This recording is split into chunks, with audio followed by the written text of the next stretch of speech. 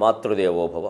వేలున్ వేలగునేండ్లు కాలగతి నైవేద్యముగా సాగని నీలాలింపులు నిష్కళంకముగుని నిత్యానురాగంబులు ఏ వేళన్ వన్నెదరుంగబోవు గద నిర్వేదము భేదింపగా చాలును తల్లి ప్రేమ ఇతరాశల్లేవు ముమ్మాటికిన్ ఇతరాశల్లేవు ముమ్మాటికిన్. తెలుగు వన్ టీవీ ప్రేక్షక మహాశయులందరికీ సాహిత్యంలో హాస్యం అనే కార్యక్రమంలో 122వ భాగానికి స్వాగతం పలుకుతున్నాం. కావ్యకంఠ గణపతి ముని గురించి మనం కిందటి వారం చెప్పుకున్నాం. ఆ ముని యొక్క ప్రజ్ఞ ఎటువంటిదంటే ఆశువు ఆయన నవద్వీపం వెళ్ళి ఆ బయట నుంచుని ఉన్నట్ట. ఖురాన్ చూశారు. అక్కడ చూసి కొంచెం ఆలస్యంగా కూడా వచ్చాడు.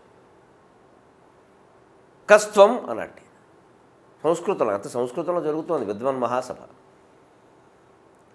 కుర్రాడు కదా, మర్యాదలు తెలియచ్చు తెలియకపోవచ్చు, కాస్త కుర్రపొగర ఒకటి ఉంటుంది కదా.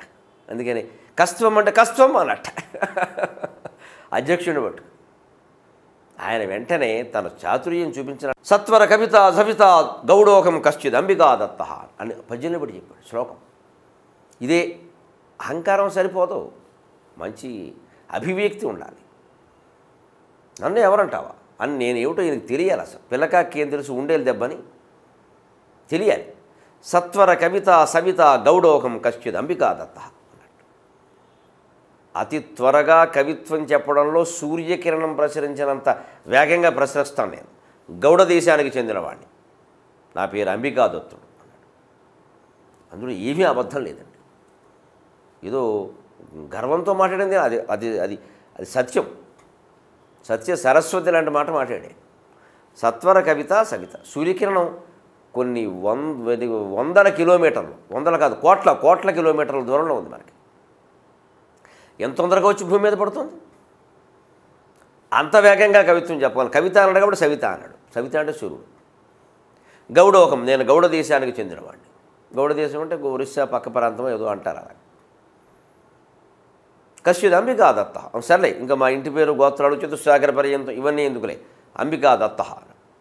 అంతేగాని ఎవడు వాడు నన్నే ఎవరు నువ్వు అంటాడా గెంటేయండి అని అలా. ఒక్కోసారి పిల్లల్లో విచిత్రమైన పాండిత్యం ఉంటుంది. అది బయటపడాలి అంటే వాడి పొగరగా చెప్పాలి సమాధానం. పొగరు కలిస్తేనే మంచి రుచి పచ్చడి. వెలక్కాయలో ఒగరు ఉంటుంది, పొగరు ఉంటుంది. మరి తిన్నా కంఠం కూడా ఒగరగానే ఉంటుంది. మరి తినాలి. ఏమీ తిన్నవాడు దేనికి పనికిరాడు. సత్వర కవిత సవిత గౌడోకం కశ్చిద్ అంబికా దత్త. ఇప్పుడు ఇందులో 2 పాదాలు అయింది. ఒక్క క్షణం ఆలస్యమైతే ఆయన మిగిలిన 2 పాదాలు కూడా పూర్తి చేసేవాడే. పూర్తి చేయలేనివాడు పద్యం అందుకోడు. కానీ మన గణపతి ముని తెలుగువాడండి. కావ్యకంఠ గణపతి ముని రమణ మహర్షి దగ్గర జీవితాంతం గడిపిన మహానుభావుడు. ఆ మిగిలిన 2 పాదాలు ఈయన అందుకున్నాడు. వెంటనే తన గురించి తను సత్వర కవిత సవిత గౌడోకం కశ్చిద్ అంబికా దత్త అనే గణపతిరితి కవి కులపతిరతి దక్షో దక్షిణాత్యోకం అన్నాడు. శీర్ఘలై సరిపోలే. గణపతిరితి కవి కులపతిరతి దక్షో దక్షిణాత్యోకం అని వచనంలో భవాంతు దత్త అహంతు ఔరసహ అన్నాడు. అయిపోయి ఏమి పాండిత్యవారు అంత పెద్దవాడు. ఆ కురాన్ రమ్మనండి, లోపలికి రమ్మనండి, ముద్దు వస్తున్నాడు అన్నట్టు. 9 ఏళ్ల బ్రహ్మచారి ముద్దురాకి ఏమవుతాడు. ఇది పాండిత్యం. గణపతి రీతి కవి కులపతికి, ఆయన పేరు గణపతి. గణపతి అనుగ్రహం వల్ల ఆయన జన్మించాడు. కవి కులపతికి, నేను కవి కులానికి వీడు 9 ఏళ్ల అబ్బాయి పతే కవి కులపతి. అసలు కవి కుల గురువుని కాళిదాసుకు ఉందన్నమాట. ఆయన మీద ఆయనకి నమ్మకం ఉంది, బాగుంది, అవసరం చెబుతాడు. ఊరికే పెట్టుకున్న పేర్లు కావు. గణపతి అయిన పేరు గల కవి కులపతి. పైగా గణపతి కూడా కవి కులపతి. ఎందుకని గణానాంత్వా గణపతిగుం హవామహే కవిం కవీనాముపమశ్రవస్తవం జ్యేష్ఠరాజం బ్రహ్మణాం బ్రహ్మణస్పద ఆనుశృణ్వన్నోతిభిశ్చేదసాదనం. కవీనాం కవి అన్నారు గణపతిని. అయితే పునః ఆ గణపతి అనుకున్న కవి కులపతి. ఈ నెలకు కవి కులపతి, ఈయన పేరు గణపతి. ఎక్కడా తేడా లేని మంచి పోలిక. గణపతి రీతి కవి కులపతికి అతి దక్షో దాక్షిణాత్యోకం. ఈ మాట ఎందుకంటే పూర్వం సంస్కృత భాష దేశమంతా రాజసన్మానాలు పొందుతున్న కాలంలో ఎక్కువ ప్రభావం అంతా ఉత్తర దేశంలోనే ఏర్పడింది, దక్షిణ దేశంలో తక్కువ. ఒక శంకరాచార్య స్వామి జన్మించే వరకు తక్కువనే చెప్పాలి. శంకరాచార్య స్వామి జన్మించి వేదములకు, ఉపనిషత్తులకు, భగవద్గీతకి అద్భుతమైన భాష్యం రాసి ఉత్తర దేశం అంతా సంచరించి సర్వజ్ఞ పీఠాన్ని, కాశ్మీర్ పీఠాన్ని ఇక్కడ కేరళలో పుట్టిన మహానుభావుడు, కాలెట్లో పుట్టినవాడు కన్యాకుమారిలో కాలెట్టేసరికి అప్పుడు దాక్షిణాత్యులు అంటే ఏమిటో తెలిసి వచ్చింది వాళ్ళకి. ఆశ్చర్యాన్ని గమనించండి, అవతార పురుషులందరూ ఉత్తర భారతదేశంలో అవతరించారు. రాముడు, కృష్ణుడు, బుద్ధుడు అందరూ. జగద్గురువులైన వాడు శంకరాచార్య స్వామి, రామానుజ స్వామి, మధ్వాచార్యులు, బసవేశ్వరుడు అందరూ ఇక్కడ అవతరించారు దక్షిణ భారతదేశం. నారాయణ గురు వీళ్ళందరూ దక్షిణ భారతదేశం. అంచేత భారతదేశంలో ఎక్కడ ఏమో తేడా లేవు. జగద్గురువులకి భగవంతుడికి తేడా ఏముందండి? బ్రహ్మవిత్ బ్రహ్మైవ భవతి. బ్రహ్మజ్ఞానం ఉన్నవాడు బ్రహ్మే, మళ్ళీ చెప్పక్కర్లేదు ఆయనకి. ఈయన బ్రహ్మజ్ఞానం ఉంది అనకల, ఆయన సాక్షాత్ పరబ్రహ్మ అంతే. అంచేది ఎక్కడా తేడా జరగల. దేశం అంతా పవిత్రమే.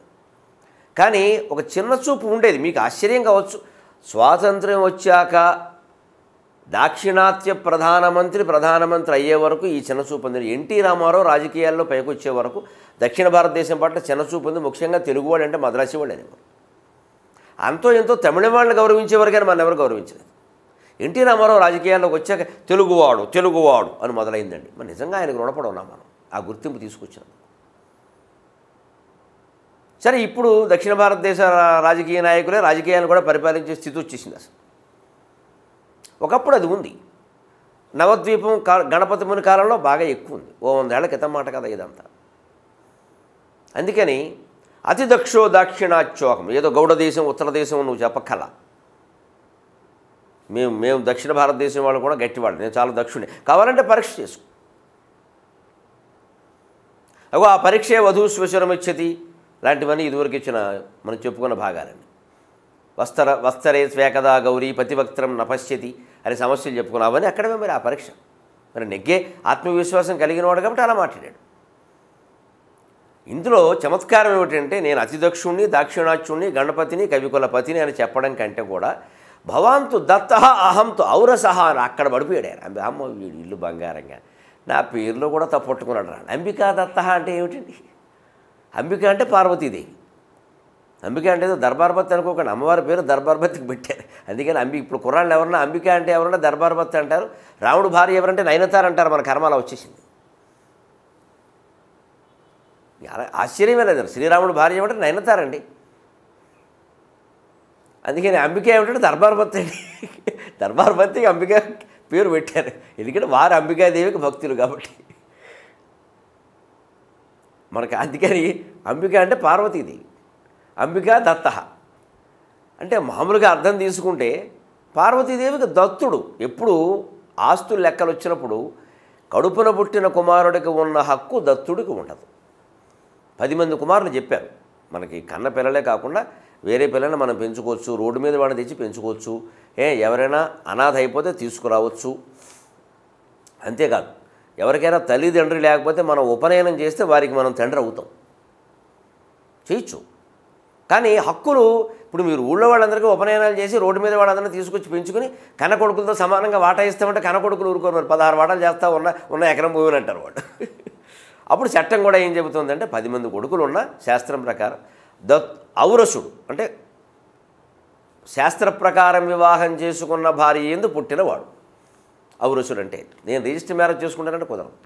ఇప్పుడు చట్టం అంటే శాస్త్రం, ఇప్పుడు రిజిస్టర్ మ్యారేజ్ కూడా కావాలి. హిందువులు హిందూ సంప్రదాయం, ముస్లింలు ముస్లిం సంప్రదాయం. ఆ సంప్రదాయం ప్రకారం వివాహం చేసుకోవాలి. ఆ ప్రకారం లేదా కూతురు వారికి ఉన్న ఆస్తి హక్కు దత్తుడికి ఉండదు. దెబ్బలాటానికి వీల్లేదు. దత్తుడే.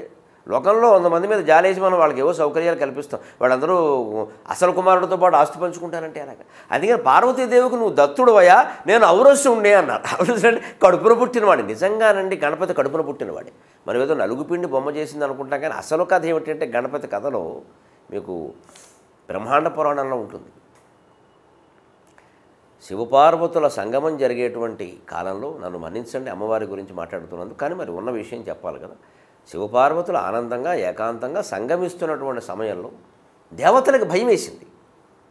అయ్య బాబోయ్ శివ తేజస్సుకు పుట్టేవాడు మనకి శత్రువు అవుతాడు. మన వీడికి ఎంతసేపు ఈ అనుమానం ఉన్న పెద్ద మనుషులకి ఇంతే. శివుడికి పుట్టినవాడు దేవతలకు శత్రువు అవడం ఏమిటండి? వీళ్ళ అజ్ఞానం అలా ఉంటుంది, భయం. ఏమో ఎందుకు వచ్చింది అంటే ఇంక వీళ్ళు అసలు వీళ్ళకి పిల్లలు కలగకుండా చేసేద్దాం, ఎంత కుతంత్రమైన ఆలోచనలు ఉంటాయి దేవలోకాల్లో కూడా అని ప్రయత్నించి అగ్నిదేవుడు పంపించారు పనిగట్టుకుని అక్కడికి. వాళ్ళ సంగమాన్ని నువ్వు ఏదో భంగం చేయి, గొడవ పెట్టు, ఇబ్బంది పెట్టు, జరగకుండా చూడు. ఏమిటండి దేవతలైనంత మాత్రాన్ని భార్యాభర్తలు కాదండి. అంత క్షోభపడింది అమ్మవారు. పైగా అమ్మవారు ఆశించింది ఈ భౌతికమైన సంగమం కాదు, శివుడితో సమానమైన సంతానం. ఆ పవిత్ర సంతానాన్ని ఊహిస్తూ ఆవిడ మనస్సులో ఉంది, ఆ తేజోవంతమైన సంతానాన్ని.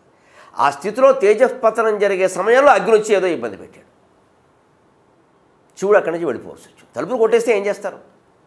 ఏదో ఆపద వచ్చింది అనుకున్నారు పాపం. లోకాలను కాపాడటం ముఖ్యం. వాస్తవంగా బ్రహ్మాండ పురాణంలో ఉండి జరిగిన ఘట్టం. శివుడు బయటికి వెళ్ళిపోయాడు, కానీ అమ్మవారికి ఆ మనస్సులో క్షోభం ఉండిపోయింది. అది పక్షుల్ని కూడా ఆ సమయంలో విడదీయకూడదు, మృగాలను కూడా విడదీయకూడదు, మానవుల్ని అందున పార్వతీ పరమేశ్వరులను విడదీయడం ఎంత పాపం అండి. వీళ్ళు ఇలా చేశారు వీళ్ళ భయంతో. భయం ఎంత పనైనా చేయిస్తుంది మనుషుల చేత. పాపం అమ్మవారికి ఆ మనస్సులో అది ఉండిపోయి మంచి కుమారుణ్ణి పొందలేకపోయిన బాధ ఉండిపోయి, సరే ఆ ఎలాగో స్నానానికి వెళ్ళిపోతారు ఆ సందర్భం తర్వాత కాబట్టి స్నానానికి వెళ్ళిపోయింది ఆవిడ. ఈయన బయటికి వెళ్ళిపోయాడు.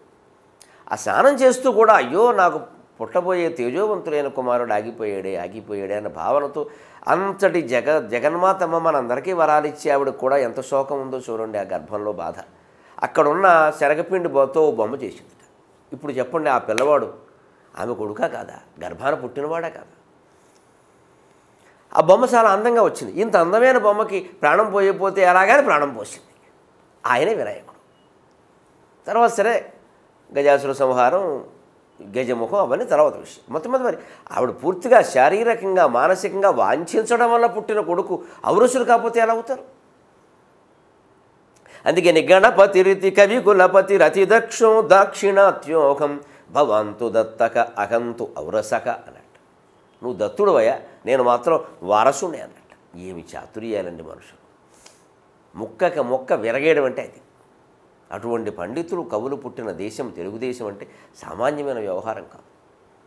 దాన్ని మనం నిలబెట్టుకోవాలి. ఈ శ్లోకాలు పద్యాలు వినడం ద్వారా, ఈ చమత్కారాల ద్వారా మనం దాన్ని నిలబెట్టుకోగలగాలి. తెలుగు పద్యాల్లో ఉండే గొప్పతనం ఏమిటంటే ఒకే వాక్యం మళ్ళీ రాసి కూడా కవి అర్థం భిన్నమయ్యేలా చేస్తాడు. అటువంటి చమత్కార పద్యాలు ఒకే వాక్యం, కానీ కొంత అభినయం చేయకపోతే తెలియదు. ఒక రాజు గురించి ఒక కవి ఓ మంచి మాట చెప్పాడు ఓ పద్యంలో. పద్యానికి ఎక్కువ శ్రమ పడాల, ఆ లోపల ఆ భావాన్ని నిక్షిప్తం చేయడానికి శ్రమపడ్డాడు. గొప్ప ఆలోచన. రాజా, మీ వంటి వాడు ఎవరైనా సరే తేజము సాధు వృత్తమును తేకువగల్గునరుండు, తేజము సాధు వృత్తమును తేకువగల్గిన మర్త్యుడెన్నడు ఆజికినిట్లను పరునియాలికినిట్లను అర్ధికిట్లను తేజము సాధు వృత్తమును తేకువగల్గిన మర్త్యుడెన్నడేన్ ఆజికినిట్లను పరునియాలికినిట్లను అర్ధికిట్లను అన్నాడు. ఇట్లు మొత్తం మీద ఈ కిట్లు బాటలు ఏమిటాయా అన్నారు. ఏం లేదు ఇందులో.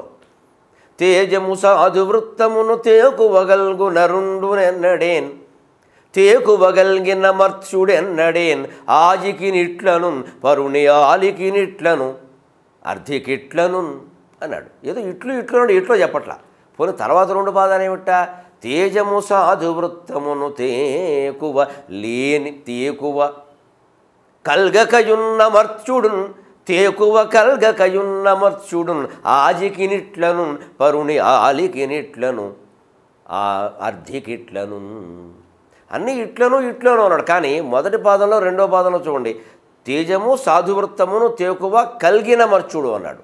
కానీ మూడో పాదంలో తేజము సాధువృత్తమును తేకువ ఇంతయు లేని మర్చుడు అన్నాడు. తేకువ కల్గకయున్నా అన్నాడు. కలిగినవాడు ఇట్లు అంటాట, కలగినవాడు ఇట్లు అంటాడు. మరి ఎట్లు? ఇదే చమత్కారం. ఈ పద్యం ఇచ్చేసి దీంట్లో ఉండే అర్థాన్ని వివరించండి రా అని ఇంటి పని కింద ఇస్తే పిల్లలు ఆలోచిస్తారు కదండి. ఇవే మాటలు పెట్టకల ఇంకో రకం. ఇందులో ఏమిటి? తేజము ఒక తేజస్సు కలిగినవాడు, సాధువృత్తము సత్ప్రవర్తన కలిగినవాడు, తేకువ సాహసం కలిగినవాడు. ఆయన మరుడు, ఆయన మానవుడు ఎవరైనా సరే ఒక తేజస్సు కలిగినవాడు, ఒక సత్ప్రవర్తన కలిగినవాడు, ఒక సాహసం కలిగినవాడు. ఎలా ప్రవర్తిస్తాడే? ఆజికి ఇట్లను, ఆజి అంటే యుద్ధం. మరి సాహసం కలిగినవాడు యుద్ధానికి ఏమంటాడు? దా అంటాడు. అంటే ఇట్లనున్నప్పుడు అభినయం ఎలా చేయాలి? దా ఆజికి ఇట్లను అనాలి. రా, దమ్ముంటే రా అంటాడు. పరుని ఆలికి ఇట్లను, పరస్త్రీ ఎవరైనా వీరిని కోరినా వద్దమ్మా, నువ్వు నాకు తల్లితో సమానం అంటాడు. ఇలా అంటాడు. యుద్ధానికి పిలిస్తే రా అంటాడు. అదే పరస్త్రీ పిలిస్తే వద్దమ్మా అంటాడు. ఇలా అంటాడు. అర్ధికిట్లను, దానం చేసేవాడు ఎవరన్నా, దానం కావాల్సిన వస్తే యాచకుడు ఎవరన్నా, దానికి ఏముందా పట్టుకెళ్ళవయా 10 రూపాయలు అంటాడు. ఇలా పెట్టి యుద్ధానికి ఇలా అంటాడు, పరస్త్రీకి ఇలా అంటాడు, యాచకునికి ఇలా అంటాడు. ఈ అభినయం చేయకపోతే ఇది అర్థం కాదు.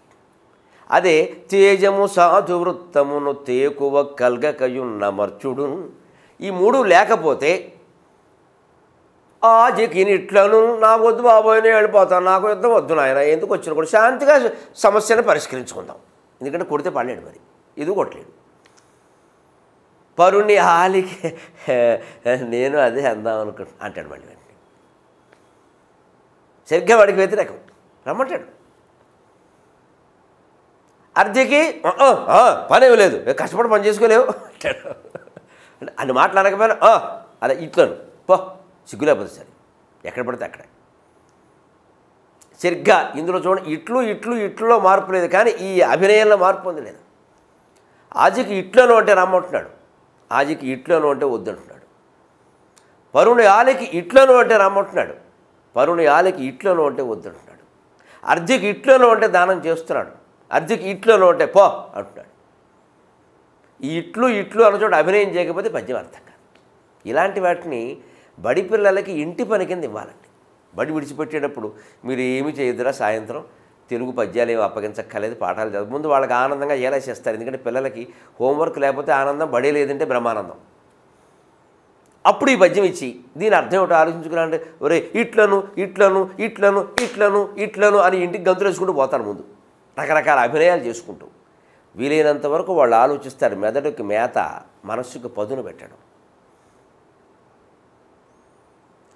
ఆలోచనలో ఒకరికి కాకపోతే ఒకరికైనా వస్తుంది, లేదు తల్లిదండ్రులను అడుగుతారు, పెద్దలను అడుగుతారు. మన్నాడు బడిలో మీరు అడిగి చూడండి, 40 మంది పిల్లల్లో 4 చెప్తారు నాకు నమ్మకం. అప్పుడు వాళ్ళు మీలాంటి వాళ్ళే కదరా, మామూలుగా పప్పు వంకాయ తింటున్నారు, వాళ్ళు చెప్పారు, మరి మీరు చెప్పలేరా, కొంచెం వాళ్ళ ఆలోచించండి అమ్మా, కాస్త బుర్రకు పదులు పెట్టాలి, బొత్తిగా అలా వదిలేస్తే అలా విషయాన్ని అని కొంచెం ప్రోత్సహించామనుకోండి. అప్పుడు వాడు నా వయసు వాడు నాలాగే ఉన్నాడు, నాలాగాను నెక్కర వేసుకుని ఇన్నవాడు ఆలవాడికి వచ్చిన ఆలోచన నాకు ఎందుకు రాదు అని కొంచెం పోటీ వస్తుంది. పిల్లల్లో పోటీతత్వాన్ని పెంచే విధానం, ఒత్తిడి చేయకుండా ఆందోళన లేకుండా. అంతేకాని ఏకంగా మనమే పాఠం చెప్పి, మనమే ప్రశ్నలు రాయించి, మనమే జవాబులు కూడా బల్ల మీద రాసేసి రైట్ ఈచ్ క్వశ్చన్ 10 times, ఇది ఒత్తిడి అంటే అది. ప్రతి ప్రశ్న 10 సార్లు రాసేయండి ఎందుకు? ప్రతి గడ్డి పరక 10 సార్లు నవిలే ఎందుకు? గడ్డి నవిలితే ఏమిటి వస్తుంది? ఈ ప్రశ్నలు రాస్తే కూడా అంతే వస్తుంది.